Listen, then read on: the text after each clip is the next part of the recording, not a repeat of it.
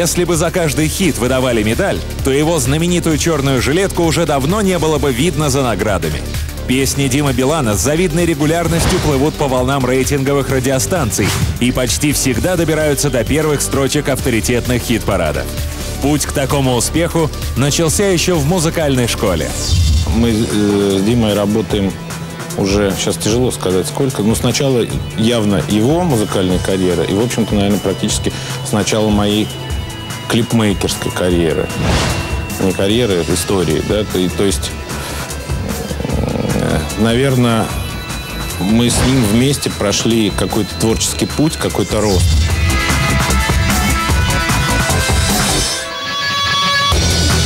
Я уже ходил в музыкальную школу, у меня уже была любимый педагог, ее звали Зоя Николаевна Контор.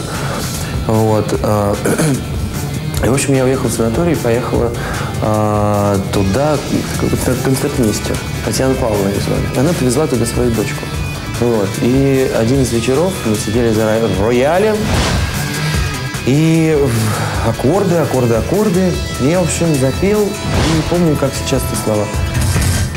Тебе нужно заниматься, тебе нужно петь. Это твое. Выбирай эту профессию. Поэтому после этого санатория, вернувшись домой, я с новыми силами, с новой волной приступил к разбору различных детских песен. Теперь мелодичный вокал Димы Билана звучит отовсюду. Но все могло сложиться и иначе. В момент, когда у мальчика Димы начал ломаться голос, что-то сломалось и внутри него. Меня нельзя было вытащить на сцену, я стал уже становиться взрослым, да, у меня уже появился риск какой-то, у меня появились друзья, перед которыми мне было, например, там, стыдно там, опозориться, забыть слова или что-то в этом духе. И я помню даже случай, был некий городской концерт, где было очень много номеров, то ли 30, по-моему. Я выступал в 16-м. Вот. Выступали различные там скрипачи, пианисты. Это было в Доме культуры «Родина», Россия. Я помню, же стою за кулисами, там еще был педагог по танцам. Сейчас, к сожалению, не помню, как ее звали. Стою за кулисами, и все ближе и ближе мой час расплаты.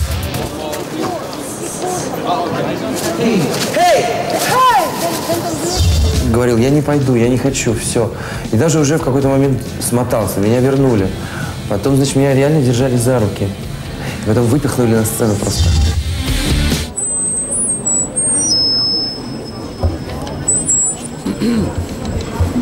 Начнем сначала. И я, значит, вышел, как сейчас помню, я думал, что замерло все вообще на планете. И вот этот свет, эти лица людей, которых я, в принципе, не вижу, я вижу только вот это все вкупе, где-то вот какую-то массу, которая, вот плазму такую, которая двигается. Там. В общем, у меня был колоссальный стресс, но мне это понравилось. Поэтому я уже потом не мог без этого. Почувствовав в себе силы, Дима собрал волю в кулак, вещи в рюкзак и купил билет в Москву в один конец. Первые дни в холодной и неприветливой столице прошли не так благополучно, как на то надеялся Дима. На вокзале его никто не встретил, а с Белокаменной он был знаком лишь по картинкам на открытках. Первые гастроли будущего артиста прошли по черным и белым полосам его новой жизни. 2,5 курса, все шло очень хорошо. Потом у меня было испытание, конечно. Вот. Испытание в том, что я начал работать. Сначала я пел в КВН, зарабатывал денежку. Вот, стоял на бэкграунде. У меня было не очень много там работы, вот, но все равно этим фактом своей биографии я, в принципе, наверное, даже горжусь.